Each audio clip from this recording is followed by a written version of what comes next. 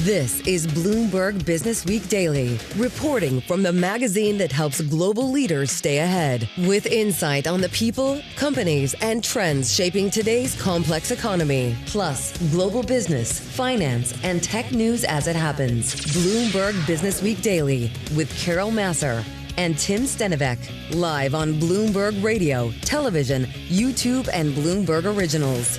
And a very good afternoon, everybody, live on Bloomberg TV, radio, and Bloomberg Originals. Carol Massar, Tim Stanovic, live here at Bloomberg headquarters in New York City. It's Wednesday, May 13th.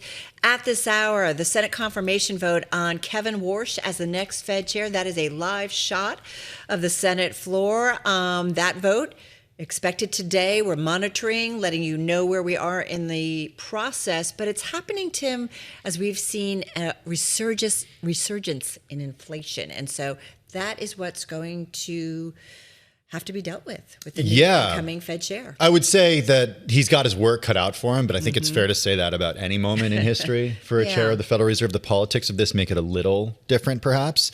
Though the Fed perhaps will keep rates higher for longer. Stocks are actually higher today, Carol. S&P 500, the NASDAQ 100 at records today. Just want to mention, just crossing the Bloomberg terminal, we do have Senator Chuck Schumer out on X saying naming a new Fed chair would undermine independence. He cites chaos from President Trump's war economic agenda. And he also talks about the president's Fed interference, putting chaos into the market. So we know this can be a very political thing. And we have certainly seen both sides of the aisle weighing in. It's not been an easy trip necessarily for Kevin Warsh or anyone who has been looking to take on the next chief spot there at the Federal Reserve. At the same time, we keep reminding you that as Jay Powell's term and tenure as Fed chair ends, he will still be on the Board of Governors at the Federal Reserve. We're going to head to Washington, D.C. in just a moment to bring in Michael McKee, international economics and policy correspondent for Bloomberg TV and radio, in just a minute to talk all things economy and Fed chair. Yeah, and everything's awesome because just look at the stock market. We've seen the S&P 500 and NASDAQ 100 at records today. You mentioned we're going to talk to Mike McKee. We're going to talk about all things Fed and Kevin Warsh. Also, President Trump's China trip. No doubt about it. It's front and center for us. We're going to get into his troop of execs, a who's who of top names in finance, business, and technology, including Nvidia's Jensen Huang, jumping on board Air Force. Hey, guys. You know, you can do that. I'm going to come.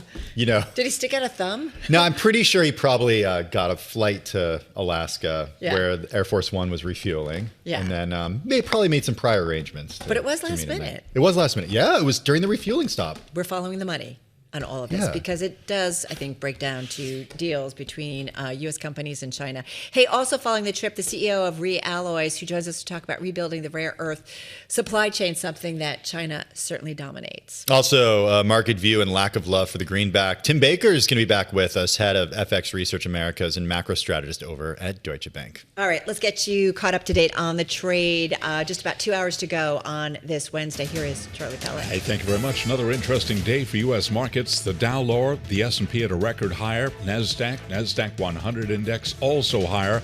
On the S&P 500 index, so you go behind the numbers, and we are looking at more losers than winners today.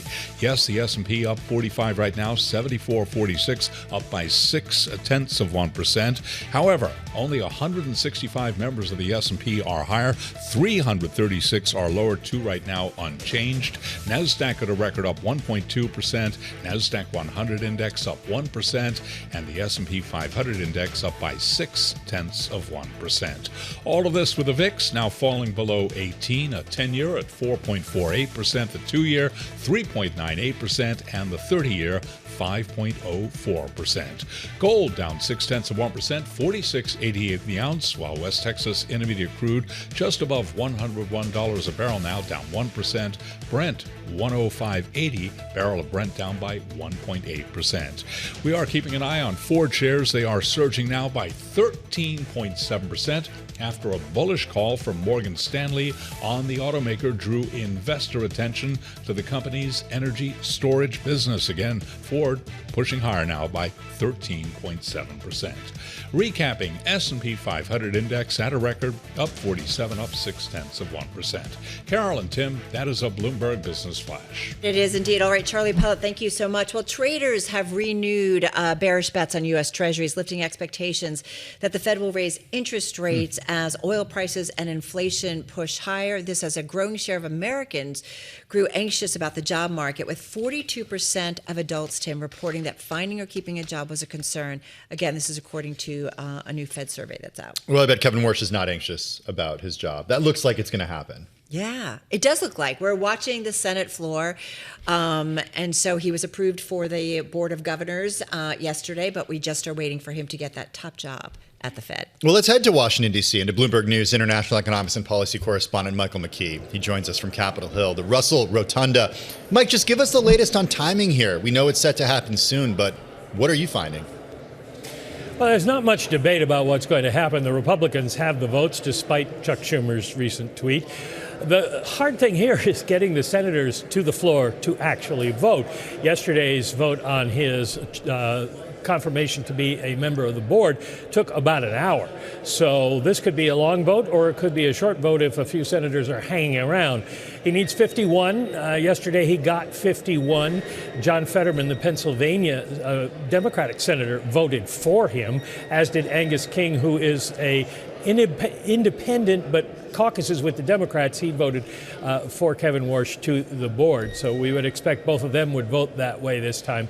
Although he only got 51 votes for governor, that's because a few Republicans didn't even bother to show up to vote. So it's really a question of herding the sheep here, getting them to the floor and doing the vote. I'm so glad you said that, because herding the cats is the phrase I was going to use. It's what my mom always used to say. I'm one of four, so she used to say, getting us to do anything at once was like herding cats. Is that all that's going on here? Just getting a large number of people to do a specific task just takes a long time? What is the delay? Well, this is pretty normal for the Senate. I mean, all the senators have other things to do. They have constituent meetings, they have lobbyist meetings, they have hearings they're going to attend. And so when they get to the floor, it's one by one. Unless there is something that calls them all to the floor at once, they come in, they vote, they leave. And so it's sort of, they leave the vote open for a while to try to get everybody in. They'll certainly leave it open long enough to get to 51 votes for Kevin Warsh. But it's not really unusual. It's just kind of the way the sausage is made. Hey, speaking of how the sausage is made, walk us through the timetable, right? So let's assume, right, he's going to get confirmed. The cats will be herded. There's paperwork, there's stuff, there's investments that have to be dealt with, right? So walk us through that process, Mike. Well, once he's confirmed, the Senate sends notification to the White House, to the president, and that could come today, but because the president's in China, we don't know whether they'll officially receive it today and whether he has to act on it or not. He could do that overseas. And then at the same time, Kevin Warsh has to begin his divestments, get rid of the investments he has in his large portfolio, depending on the agreement he made with the Office of Government Ethics on how long he has to do that.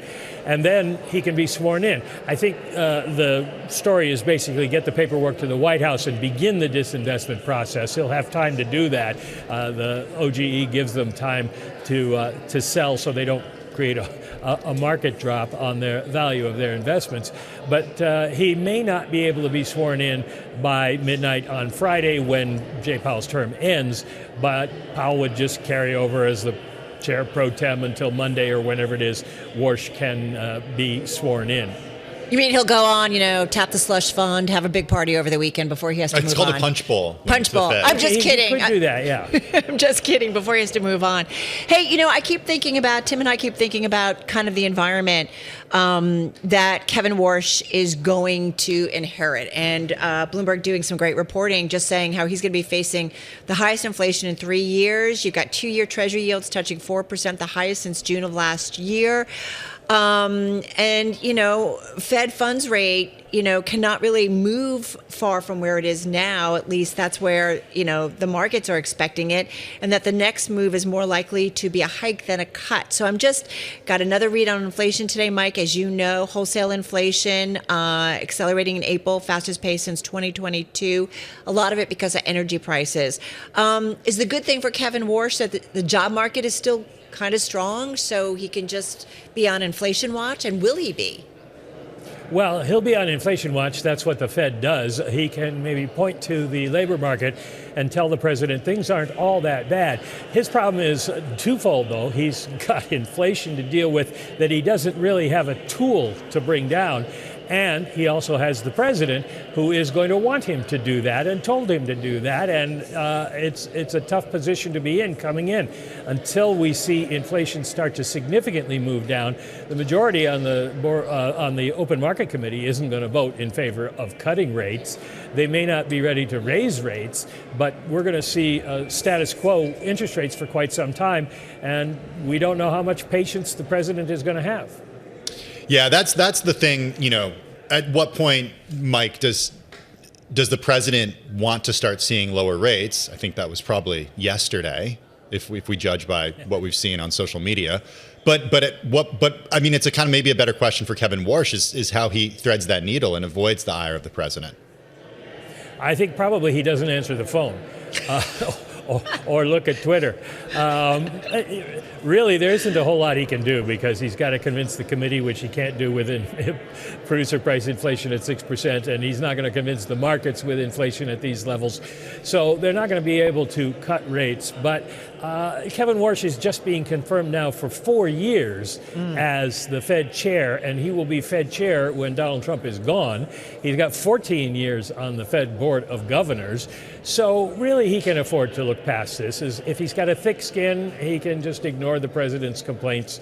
A lot of presidents have complained to a lot of Fed chairs about interest rates over the years, and none of them, well, with the exception of Arthur Burns, almost none of them gave in to that, and Burns regretted doing that for Richard Nixon. Well, let's not forget, too, the first meeting that Kevin Warsh will reside at as Fed chair, expected to be June 17th, so we're looking forward to that. Mike McKee, thank you so much. Our Mike McKee there at the Russell Rotunda there up on Capitol Hill. All right, so now to the global and geopolitical story that's really on our radar. The meeting between the leaders of the two largest economies in the world. We're talking about President Trump and President Xi. The President, Trump, in Beijing for the first state visit to China by a U.S. leader in 9 years. I think he was the last leader, right, to go to Beijing. We're going to get more on the trip a little later. We're going to head back to Beijing and check in with our own Tyler Kendall. Meantime, though, what has caught our agenda is really as part of the agenda, the bringing of business executives, including Tesla's Elon Musk, Tim Cook of Apple, Boeing's Kelly Ortberg, and then in an unexpected twist, Nvidia CEO Jensen Huang boarded the plane as a last-minute addition, thrusting AI and tech into the spotlight. With more, we're joined by Ed Ludlow. He's the co-host of Bloomberg Tech. He joins us from Bloomberg News' San Francisco bureau.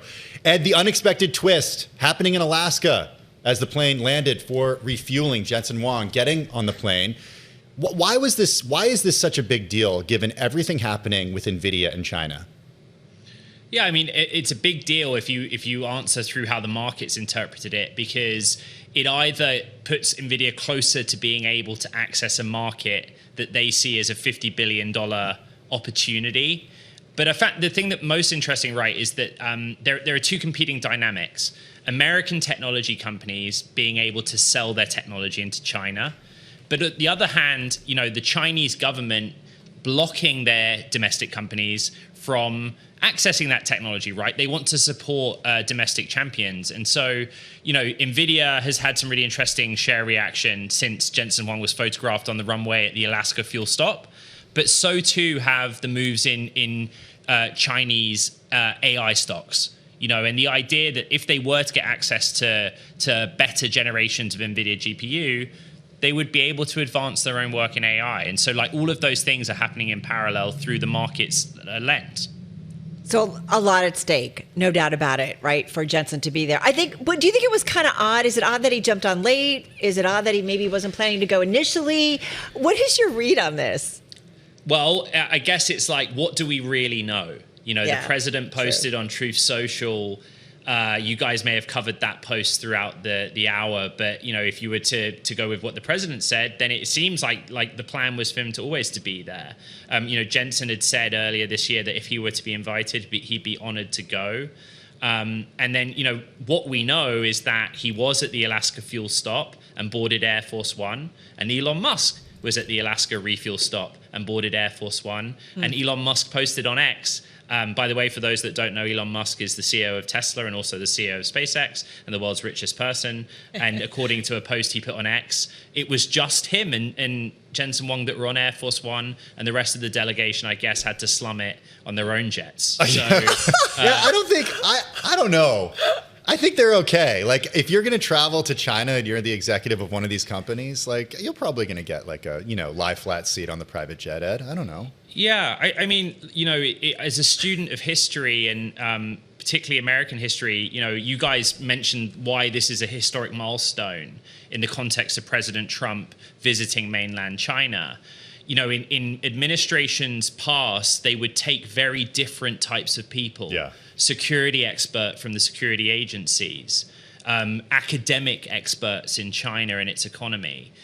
Very heavy concentration this time with technology CEOs. Yeah. Right? And if we think about what's happening in supply chain, what's happening in access to the market, how we started this conversation, it's just fascinating.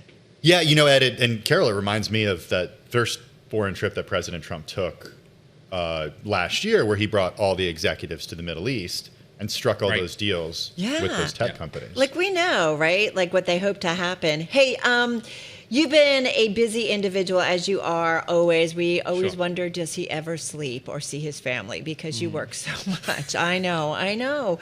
Having said that, your scoop on Anthropic today, looking or in early talks with investors to raise at least another $30 billion in fresh financing, according to those familiar. Google has committed to invest. Amazon is investing too. This is an aside. Is the capital raised for this company never ending, and why is it of so much interest to everybody? Well, I mean, first of all, bath time and bedtime first, always ahead of breaking news. Good. So the situation is like Anthropic looks like it's taking this very seriously now. $30 to $35 billion raise, $900 billion valuation. And the situation was like 2 or 3 weeks ago, investors kicking Anthropic's door down saying, please take our money, and Anthropic rebuffing them because they felt they didn't need to. And I think kind of what's changed based on our reporting is they've got to a valuation, which I think is pretty far beyond $900 billion they're comfortable with. Now, interesting, the dynamic you note, Google and Amazon just invested a lot of cash, but at a $350 billion valuation. So we don't know if they're participating in this very quick follow-on round, but there will be an element of dilution for those that did participate in one and don't participate in the other. But what we do know is existing investors largely is who Anthropic's talking to. We don't know who's leading this round, but it could close in the month of May. So it shows how quickly things move. Hey, real quick, we're going to talk about Anduril just in 10 seconds, but is this the last fundraise before an IPO for Anthropic? No, I think that completely in line with Anthropic, Anduril sees great opportunity to fund through private markets. There is no great pressure to go public. Anduril believes that it's democratic to give people access to the company through an IPO one day, but the capital, the private markets provide the cash right now. So that's the state of play. $61 billion valuation confirmed overnight, but to be fair, I broke the story in March, so it was just kind of confirmation of that. All right, 2 big fundraising rounds, Anthropic and, of course, Anduril, too. Highly recommend everybody check out Ed's reporting and his interviews. You can find it on the Bloomberg and at Bloomberg.com. All right, Ed Ludlow, thank you so much, co-host of BTech, of course, on Bloomberg Television. President Trump in China, you know that. We're going to head there for an update on the trip between the leaders of the 2 most important economies in the world. And we're also going to get a read on what it may mean for the U.S. dollar. We are monitoring the Senate floor for you, awaiting that confirmation vote to make Kevin Warsh the next Fed chair. So we'll keep an eye on it for you. Carol Master, Tim Stenvik, this is Bloomberg Businessweek Daily.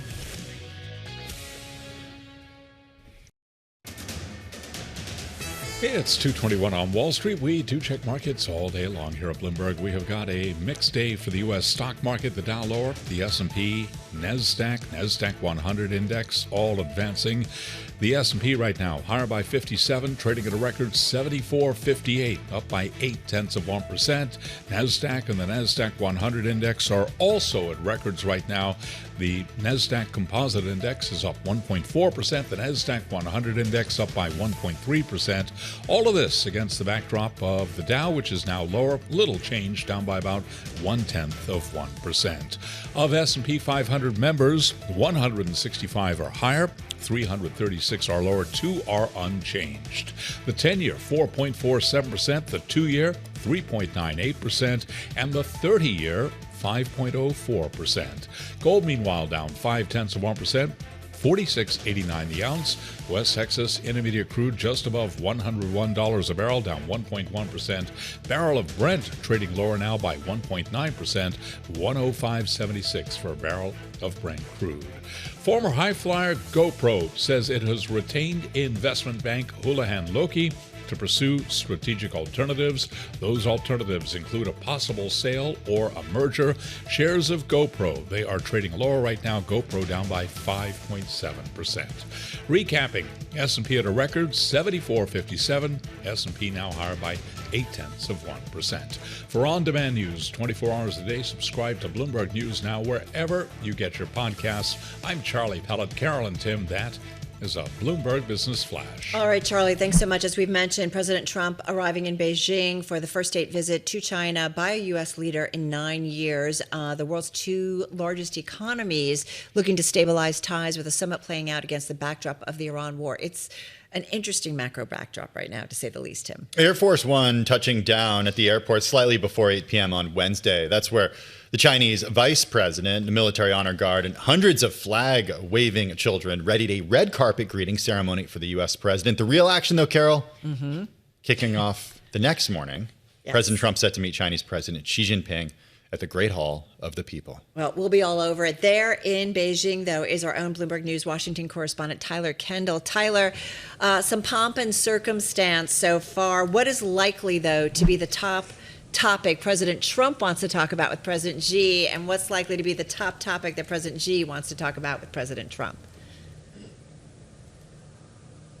Well, Carol, at this point, we're going to have to wait to see what ends up happening, because you're right. The White House has said that trade should be prioritized, though we know that Iran is looming very large over the picture. And we know that Chinese President Xi Jinping also wants to bring up Taiwan with President Trump, though a U.S. official that briefed us reporters ahead of this trip did say that we should not expect a change in stance when it comes to the U.S.'s policy regarding Taiwan's independence.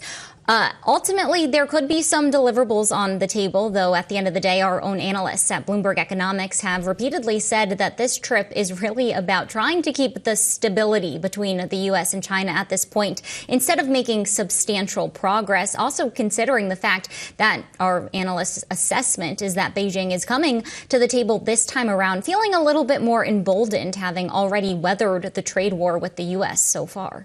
Well, this is also happening against the backdrop of two different wars, one of those being Russia's invasion of Ukraine, the other, of course, the U.S.-Israeli war with Iran. And that backdrop of China being the top buyer of Iranian oil before the U.S. started striking those targets in Iran. How is that going to play out, Tyler? So a senior administration official tells us, Tim, that President Trump behind closed doors is expected to push back on the country's stance regarding Iran, including that Beijing does remain the top importer of Iranian crude. Yesterday, when answering questions, President Trump said that the U.S. feels that it can end the Iranian conflict on its own, that the U.S. does not need help. But then he also alluded to the fact that he would be looking for whatever, in his words, Xi Jinping could provide to help get Iran to the negotiating table and perhaps more meaningful way for the U.S. after just rejecting the latest ceasefire proposal deal that Iran had put forward.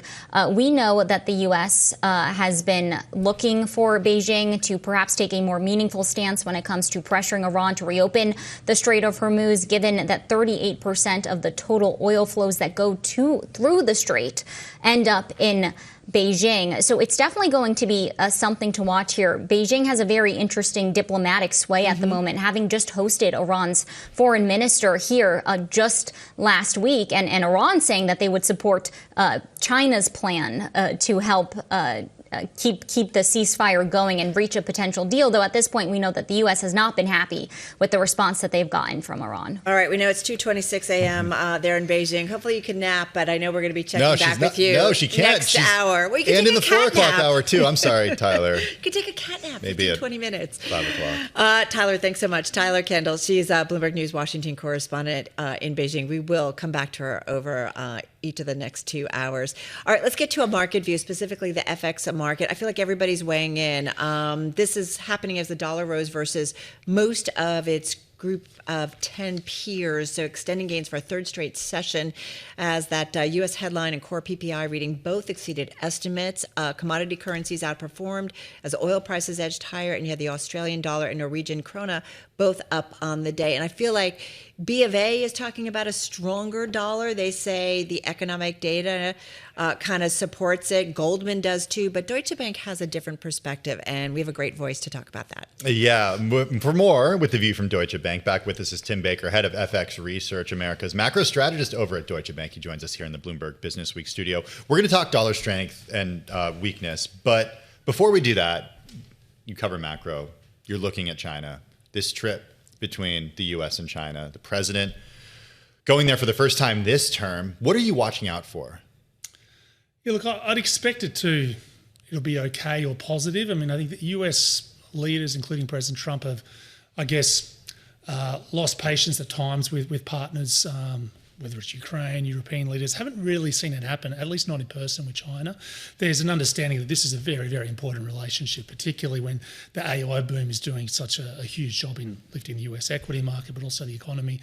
You need a lot of stuff out of China. You don't really want to antagonise them. And probably President Trump's got an eye on the midterms where you think, well, they're not that long, they're not that far away. I know that farmers in America are struggling with higher gasoline prices. If I can do some kind of trade deal where China promised to buy more agricultural exports out of the US. So something constructive, and China for its part is probably keeping a relatively low tariff rate. Well, how do you not antagonize them by cutting off their oil when you're cutting off their oil supply? Well, yeah, there's swings and roundabouts on that. I mean, it's certainly China must have been happy for all those years getting Iranian oil at a discount. On the other hand, China have been remarkably quiet, at least publicly, on the Iran war for the last couple of months. And there's that saying, never interrupt your enemy when he's making a mistake, at least in your view. And so in that sense, like the US security umbrella might start to be being questioned in parts of Asia, certainly the Middle East. Does China think, hey, a multipolar world, this suits us? So, China, okay, in the very short term, the oil, Iranian oil is an issue. But if anyone thinks really longer term about their geostrategic standing as China, so swings and roundabouts, I think they'd think. Tim, talk about the war, because there are those out there. Goldman sees dollar strength as the energy shock is expected to keep rates high. We talked also about B of A. They say they think traders are underpricing the risk of a dollar given the strong U.S. economic data and the outperformance of U.S. stocks. You guys say that the dollar's war-driven haven rally is likely over as the U.S.-Iran ceasefire pushes investors back into riskier assets. You stick to that. You hold to that because you think we're getting closer to the end of this war rather than an escalation of it? Yeah, I think so. I mean, the big scenario, the assumption is, what happens with the Iran war, right? I mean, if oil's going to go to 120, 130, 140 sustainably, look, that's going to help the dollar, at least in a trade weighter sense. Mm-hmm. But look, it's not up there yet. It's notable that the dollar hasn't done better the last couple of months already. That's interesting. Did anyone think euro dollar be 117 with oil up here? There's something kind of going on there, and we think that's just a world that already has its fill of dollar assets. It's easier to say US GDP growth's the best in the world, but investors aren't looking for GDP growth. They're looking for good equity market returns. They're looking for attractive yields. And the US equity market, either in earnings or in the price index, is not outperforming. Not the last 3, 6, 9, 12, 15 months. You can get good AI exposure, energy exposure in other parts of the world too. So the American exceptionalism that people have come back saying around this table, you don't buy it, especially if you think about the global picture. The data doesn't tell me that. I look at the actual equity market earnings. So there's that old dictum, S&P is not GDP. That's kind of playing out. Yeah. I mean, if we're thinking about tech performance, tech earnings, tech share prices, it's rest of world tech that's on more of a tear than the US. So, and the rest of the world's a lot cheaper than the US. So US exceptionalism, yeah, I absolutely think it's faded. Not so much that the US has come back to the pack, but that others are kind of caught up a little bit. I want to go back to something that you alluded to just a couple of minutes ago, the price of oil and where we are in this cycle. Do you not think it's peaked? Probably. You do think it has peaked? Somewhere around here, Okay. right? Yeah, it's hard to know, right? Who thought the Iran war would still be going on now, right? Well, that's kind of the question that I'm getting at, is because if it does continue to go and infrastructure perhaps gets damaged or parts continue to get damaged, then I think there's a chance that, at least many analysts say, oil could be higher for longer. Yeah, I guess there's two things I'd say there. One is that absolutely is the risk, and dollar would be higher and risk would sell off, because I think oil markets, risk markets in general, think, oh, you know what, there's going to be resolution soon, therefore we can kind of price things coming down. Then policymakers, the US administration, think, hey, the markets aren't stressed, we're in no rush, so they're kind of both relying on the other for things to kind of there's a calming signal coming from both, and ultimately that's not sustainable. So we'll see. I mean, the second thing I'd say is, oil was already supposed to be higher now. I mean, here we are, middle of May, Strait of Hormuz basically as closed as it's ever been, and oil's here. It's not 130, 140. I think maybe people like me in macro and markets, it's easy for us to kind of run the numbers on where oil supply is going to come from, but and who needs it. But companies are pretty nimble. Companies kind of adjust. I mean, the Yanbu pipeline that the Saudis have has gone from 500,000 barrels of oil a day to 4. Like as quick as you like. And US firms are using less energy, Chinese firms are using less. We saw this in 2020. But not by choice, by some of these firms, right? Like it's tight, it's uncomfortable when you have, Look at the airline fuel shortages in Europe. Yeah, exactly. Like it's the repercussions or India, are being felt. pick some of the emerging economies. Yeah, Pakistan, hence their vested interest in wrapping this war up. Yeah, but you're saying in general? I think, look, that's absolutely true, and it's kind of confined. Like jet fuel is like the worst, most heavily affected energy product, and gasoline not far behind. But Netherlands, Dutch gas prices, the proxy for Europe, barely up. Asia Pac LNG prices not up that much. Thermal coal not up that much. So it's kind of confined to some segments and to some countries. Global PMIs are fine. Equity markets are fine for a reason. Now, is everyone being too complacent? This could drag on. Look, maybe. But it is striking that it's not already worse, and we're in the middle of May. Listen, it's if anybody can explain this environment, give us a call. But it's like it is kind of odd in some of the things. I do want to point out we've been watching the Senate floor because the Senate is on track to confirm Kevin Warsh as the next Fed chair. It looks like he's got 49 votes. So we are just watching this process. Tim, how do you think about Kevin Warsh, new Fed, what it might mean for U.S. rate policy? Because that's certainly what happens in a global central bank can certainly impact and play into what happens with that country's currency. Yeah. Big time. There's been a shift already, right? And there's only, 3 months ago we were saying, gee, how much will the Fed cut this year? It kind of feels like a distant memory. I mean, you mentioned the inflation data, the labour market data has been fine. So I think it makes sense we've had a hawkish repricing of the Fed. I think a new chair appointed by President Trump with his inclinations, I guess, for monetary policy, it does mean that the Fed has been and probably still stays kind of less hawkishly repriced than peers. The dollar's yield advantage is not what it otherwise would have been. But, hey, it's still okay. It's not a really high yielder anymore. That's Norway, UK, Australia. Right. But look, it's still better than Europe. So I think cyclically and with the Fed outlook, you'd say that it's not as much of a tailwind as it was for the dollar in 2023, 2024.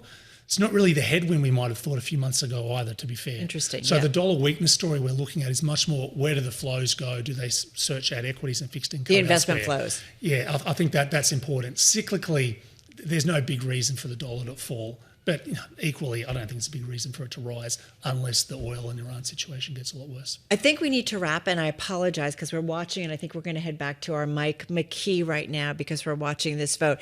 Tim, thank you. I know it was a little crazy today. Tim Baker, of course, head of FX Research Americas and Macro Strategist over at Deutsche Bank. All right, looks like we've got the vote over to Mike McKee. He's up there in the Russell Rotunda. Mike. Well, we have a new Fed chair, at least we will have as soon as he's sworn in. Kevin Warsh now has 51 votes for confirmation.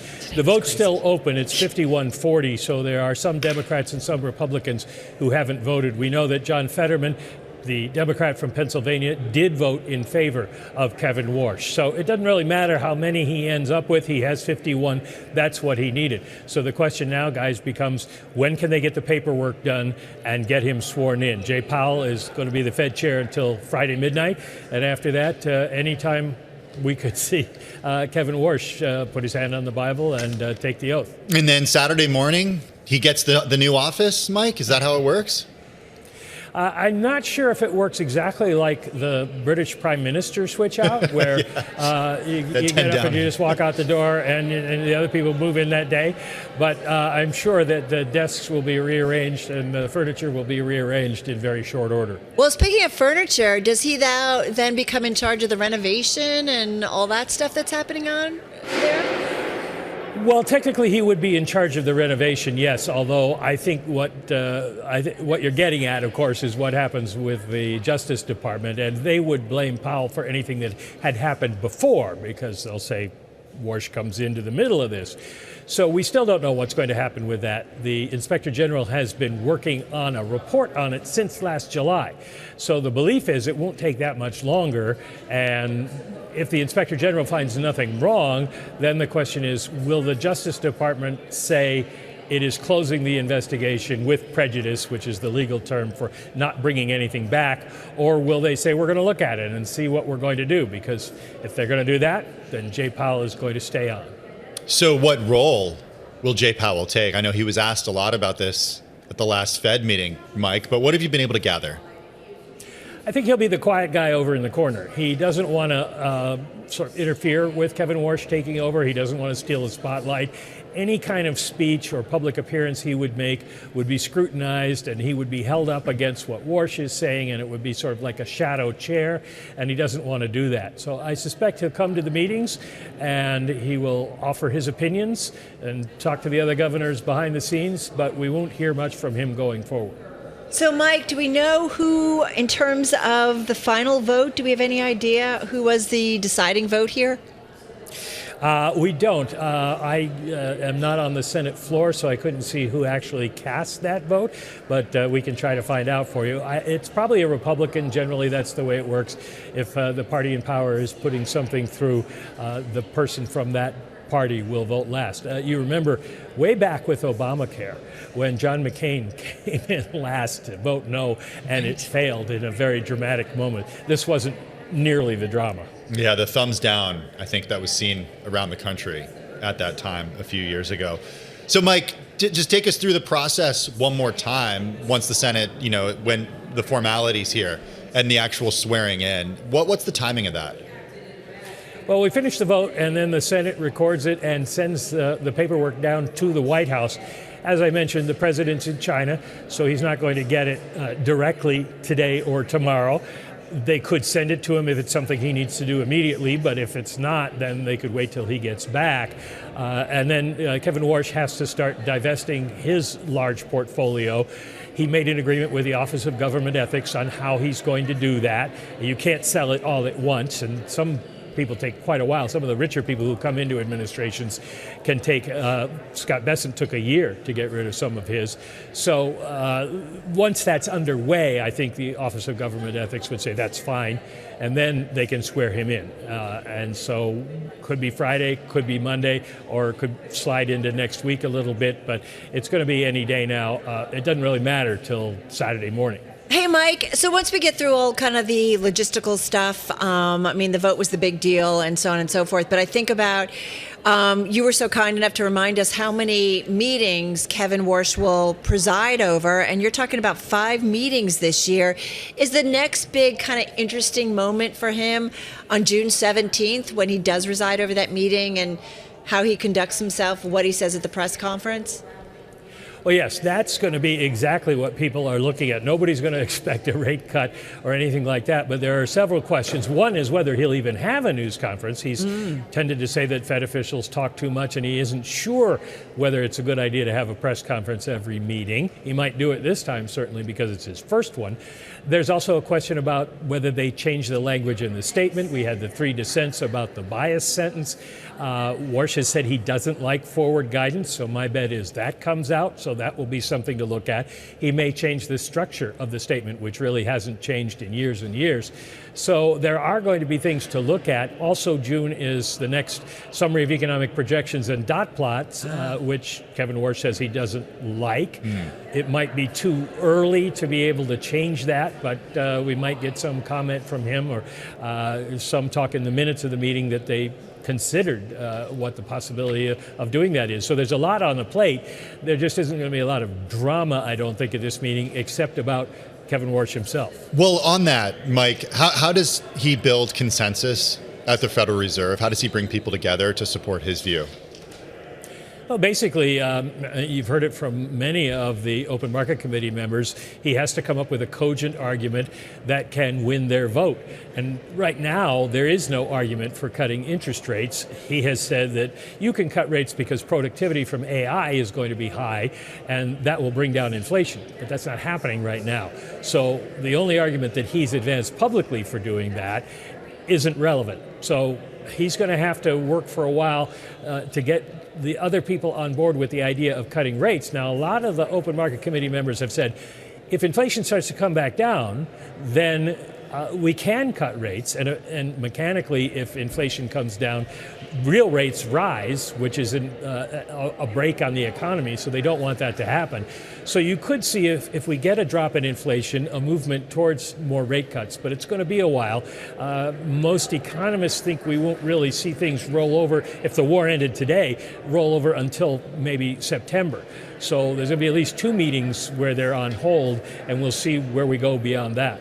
All right, going to be another, man, we're not even halfway through 2026, but we've got a new Fed chair, and it'll be interesting to see all of that. Mike, I know you'll be on that journey with us. Of course, Michael McKee, he's Bloomberg Radio and TV Chief International Economics and Policy Correspondent there up on Capitol Hill. Hey, let's come back here to New York City, into the Bloomberg Businessweek studio. Charlie Pellet is standing by on what is continuing to be a record day on Wall Street. Hey, Charlie. Indeed. Absolutely right about that, Tim. Looking at records for the S&P, NASDAQ 100 index, all pushing higher. However, on the S&P 500 index, 160 stocks are higher, 342 now lower, 1 unchanged. Dow Industrials down 0.2%, S&P up 0.7, NASDAQ up 1.4%. All of this with the VIX now below 18, the 10-year at 4.47%, and the 30-year 5.04%. Gold, 46.86 the ounce, down 0.6%. West Texas Intermediate crude now below $101 a barrel, down by 1.3%. I'm Charlie Pellet. Carol and Tim, that is a Bloomberg Business Flash. All right, got it, Charlie. Thanks so much. I do want to point out that a report from our Bloomberg intelligence team that came out in March says a wave of new rare earth supply this decade will not be enough to meet rising global demand. Demand for key rare earth elements is expected to climb annually through 2030, fueled by growth in EV motors, consumer electronics, and military uses. But I think the other big story is that supply story. There are going to be lots of shortages. Yeah, even as public and private rare earth producers attract public funding. This is according to the team's analyst, Jack Baxter, Richard Bork. We're going to get a read on the sector when USA Rare Earth reports after the close today. All right, we're also going to get a read right now. With us is Lipi Sternheim. He is the CEO of the $536 million market cap company, REalloys. He joins us from Miami. Lipi, good to have you here. First up, just remind our world exactly what your firm is doing, what's your exposure and involvement in the world of rare earths, what's the production you are doing. Set the stage of where you are on this day, May 13th, 2026. Thank you, and thank you for having me. REalloys is a mine-to-magnet company building a supply chain in North America with no Chinese nexus, mostly focused on defense. Defense has a January 21st, 2027, where they have to buy everything with no ties to China. So we're racing towards that deadline, making sure the firms that supply our men and women in uniform with everything they need can get there on time and meet the mandates. All right, but what are you producing today? That's what I want to get to, because it's very difficult when you've got a country, China dominates 80, 90% all the way through in terms of rare earth, at different levels, raw, and then the production. So how do you ramp up? How do you build that supply chain? Not inexpensive, and it's going to take time. So tell me what production you guys are doing today, and how do you ramp up, and in what time frame? We went a unique approach in our company, which was to leverage existing infrastructure. We have one company we bought in Ohio and one company we partnered with in Saskatchewan. The company in Saskatchewan is the SRC. It's a provincially government funded, the only North American processing facility that was built from scratch in North America without any Chinese nexus whatsoever. We partnered with them, and they're at the finishing stages of completion of the plant. We expect to be in production at the end of the year or sooner. You can't build a supply chain that took 40 years for China to dominate and to build and to make all the strategic moves from mining to refining that they built in 3 minutes or 3 years. 3 years is more realistic. So we're building at warp speed, I would call it, or blitz scaling. But we leveraged on existing infrastructure. That facility will be finished and we'll start production later this year into next year and ramping up the following year. The Ohio facility that we bought has been doing business with the government for decades in metallization and specialty metallizing, which is one of the more complicated processes in rare earth. Rare earth is not the mining, is not the big bottleneck in rare earth. It's the refining, processing, metallizing, and magnet making. And we're focused on existing infrastructure and just scaling it up.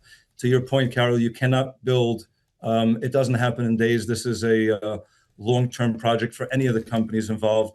But we think we're doing it in a way that could be exceptionally expedient to the finish line.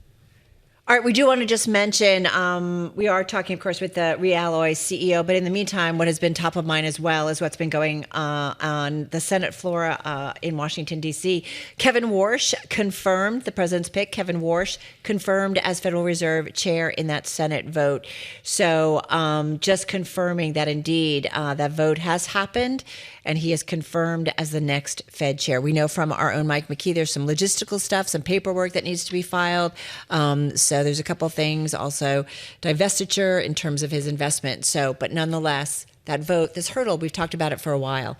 It's done. Widely expected. That's why our Christina Kino jumping into our chat, noting from the MLive blog, noting no market reaction, widely expected. So certainly all of this priced in. I want to bring things back to Lipi Sternheim, REalloys CEO, joining us this afternoon from Miami. Lipi, I want to talk about U.S. government involvement in these firms, including your own. We've talked to MP Materials CEO. We've talked to other CEOs of these companies that are in the rare earths or rare magnets space about government involvement. To what extent are you receiving or have you received funding from the U.S. government? We actually did not receive funding from the government yet. Our idea was to build a supply chain. This has to be a profitable business, as you know. The government is interested and is helping any firm that can show, that they can get somewhere with funding. There's so many different parts or different wallets, I should say, or pockets in the government that are there. There's the DFC, the OSC, there's EXIM, there's administration. So you do have defense contracts, right, where you're working with the government on things, but you're saying that's different from some of the investments we've seen from the government into mineral or metal or rare earth direct companies, correct? That's the difference you're saying. We haven't received direct funding. We have in contracts. The company we own today, which is part of REalloys, but it used to be known as PMT Critical Metals in Ohio, has been doing work with the DLA for many years, Defense Logistics Agency, and working to metallize many different components. These are very sophisticated, components and processes. We're, I believe, the only North American company in the metallization space. Some of the other companies you mentioned did buy companies that do metallizing in other parts of the world, or some of them currently send it to China, where most of the stuff is metallized, especially, again, making the difference what I mentioned earlier, there's mostly focus on defense from our end. There's light rare earths, there's heavy rare earths. Light rare earths go into EVs. The mountain passes of the world supply most of the light rare earths, or they're planning to. We're mostly focused on the market of defense, which without that, this country cannot be safe. And as I said before, that's the priority for the administration, with the new law coming into effect, DFARS, in January 1st, 2027. So we haven't received funding from the government, but we've built an entire supply chain, an amazing thing for a company to do in about 12 to 15 months that we've done it, leveraging existing infrastructure. Are you in active conversations to try to get funding from the U.S. government like some of these other companies? We have received an LOI from EXIM for $200 million because we are planning later this year to start building a letter of interest, an 8X facility. So we got an LOI from EXIM which is one of the main sources of funding for these for these facilities in 200 million LOI, and we're working with them to make that a bit greater, and hope to hear soon from them where it goes. But there are, as I said, there's a tremendous move by the administration, to their credit. In every aspect of this, there's people to call. We work mostly with the Army and their people because that's through our existing contracts and things that we're doing for them already. So we have that path. But there's so many handouts from them. Please, if you can do it, what can we help you? How can we help you? And when can we help you? You mentioned the $200 million LOI, letter of interest from Exim, the Export-Import Bank of the United States, Exim. Hey, the big meeting between President Xi and President Trump, what do you hope that the president gets immediately out of this summit with President Xi Jinping this week? I think short term. So as I said, it's going to take time to build this supply chain. Us, the other companies you mentioned, we're all doing a great job getting there. But I think for the moment, the most important thing for him to do is to make sure that in the short term, the U.S. has what it needs. Remember, you can't build from a missile to an iPhone to everything in between, from a humanoid robot or all the technologies you can think of. You can't have the world into the future if you can't get access to these rare earth magnets, which everything revolves in it. It used to be oil and OPEC. It's now OPEC is many countries, so there's checks and balances. Here you have China against everybody. So it's either you get along with them and they help you in the near term and get you to there, or we really have to, accelerate upon acceleration. Well, as some like to remind us, it was a choice. We were doing rare earths, and we kind of just, kind of moved it all off to China. And sometimes it's a case for companies to get a lower cost or lower labor. That MP materials mine in Nevada is not new. Yeah, exactly. Yeah. So the thing I do want to ask you as we get ready to wrap up, we're almost a year. You talked a little bit about policies and what the president's doing, and you think he's doing a good job, but we are almost a year into the Trump administration rolling out its policy to create a domestic supply chain for rare earths. Why do we still really have nothing to show for it? No new magnets rolling off the line, no new rare earth production. These are very sophisticated. If it wasn't, China would have not chosen it as a strategic, a geopolitical weapon. It's very sophisticated. You can't build something in an hour. It's not something you can just put up. You need all the components. So remember, you need the mine, you need the lights and the heavies, and there's very, very big differences between them. There's the processing. There's problems with processing. Just to throw out an anecdotal, most rare earth has uranium and thorium, which are radioactive. There was Linus had announced a plant in Texas. They had gotten a government grant a few years ago. It never went through. They dropped it this year. There's tremendous problems with EPA permitting. So these things are not so simple to put up here. We're actually on our processing are in Saskatchewan, which is our mine happens to be 35 kilometers from Uranium City, which is where the uranium from the Manhattan Project comes from. They have the permits, so that's why we went there, because they have the permits. We can get there quickly on the processing. Then you get to the metallizing, then you get to the magnet making. Each step is very sophisticated, very complex. So to build that all out overnight is an impossibility. Having said that, as I said, I believe we're ahead of most people, and definitely on the heavies. We're the only ones focused for the most part on heavies, which are dysprosium and terbium, to go by name, dysprosium and terbium specifically. Got it. The higher the temperature, if you want to make it for a layman, the higher the temperature, you need to make high performance. So that's where you get the even rarer earths, and those are the ones needed for those. So we're very, very focused on that. And again, defense doesn't need billions of tons either. Yeah, so Lipi, we need to lead here. I do feel like we're learning all together, because this is something we haven't talked about for a long time, but all of a sudden we are. Stay in touch. Let us know how things are going. Lipi Sternheim, he's the CEO of the $536 million market cap REalloys, joining us, and we will see what comes out of that U.S.-China trip. Just a quick correction. The Mountain Pass MP materials mine. Yeah. It's actually on the Nevada-California border, but considered in California. But your point is that it's been there. Yeah, it's been there for a while. Even though I got the state wrong. So it's just a reminder, it's good to know, the history that we coulda, woulda, shoulda, kind of thing. Anyway, fascinating conversation.